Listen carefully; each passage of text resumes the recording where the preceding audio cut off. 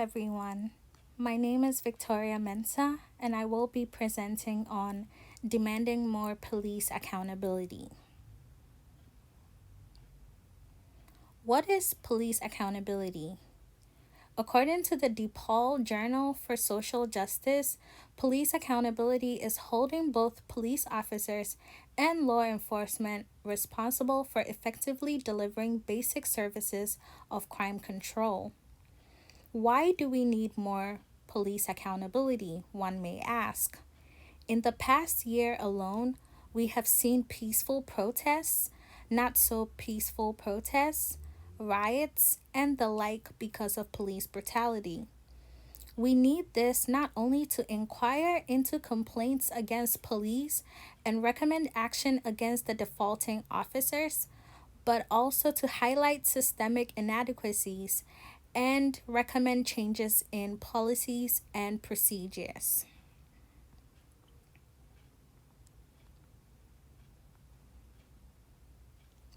Let's take a look at this 1 minute video. This occurred in front of a Walmart in Sacramento, California, just a week ago.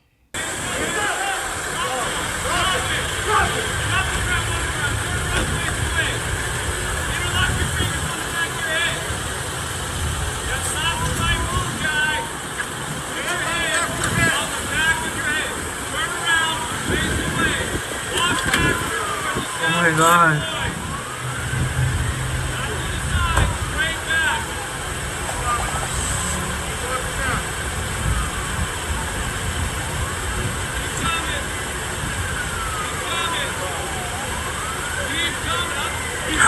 No, no, no, no, no.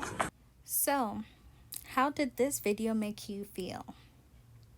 A little uneasy, maybe? I know when I first saw it, my immediate thoughts were, here we go again. They're definitely going to kill him. This will be another case of a black man being killed by the police, and as usual, there will be no true consequences, no conviction. To my surprise, the man was not shot. But how often does this happen? We've seen too much violence and brutality from the police that we automatically think of the worst.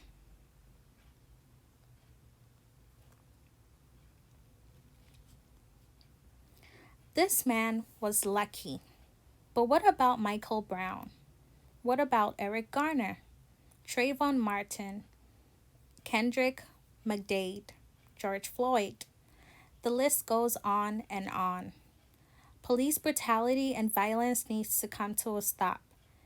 The police need to be held accountable for how they handle people, especially people who are unarmed and pose no threat. We all remember the story of Patrisse Cullors' brother who was tortured by the police. Here's a refresher from the textbook, and I quote, "The sheriff pushed him. Cullors instinctively pushed back. Suddenly, Cullors was surrounded by deputies. They began beating him with batons. He was shot with tasers. He recounted how they choked him until he was unconscious. This just cannot keep happening.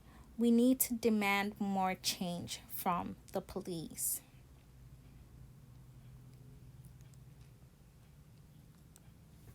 Now, let's talk about immigrant injustices. No one is safe from the police these days. How much more immigrants, especially immigrants without legal documentation?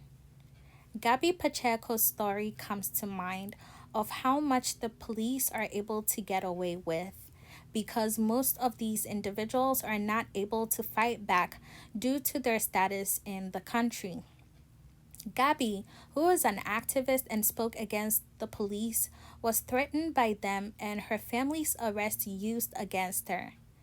And I quote from the textbook, "Gabby immediately went to the Department of Homeland Security Processing Center. What I negotiated was that I was not going to talk to the media anymore and that I was not going to continue to do what I was doing. And under those conditions, he let me go, Pacheco responded to the threat the way she knew best. She organized.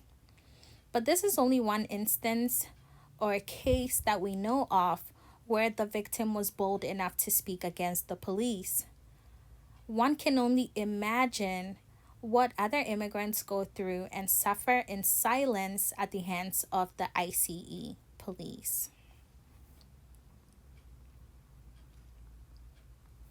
The Stonewall riots is another example of how police target certain individuals, in this case, members of the LGBTQ community. The members of the LGBTQ in Stonewall stood against the police and fought them. This victory did not come easy as some of the members were injured from this. Quoting from the textbook, sporadic fighting between police and members of the LGBTQ community continued for days. With the cops holed up inside Stonewall, the crowd was now in control of the street, and it bellowed in triumph and pent up rage. People were mad, they were fed up, and that launched what most describe as the modern era of LGBTQ movement out of anger and out of the discrimination and the violence that was happening. This is just one example of how the police handles most individuals in this country, and we could go on and on and on. Now let's talk about police repression. We have seen police repression on school campuses time and again. One would remember from our readings Chelsea Frazier. But here we're going to talk about what happened in Puerto Rico in 2011.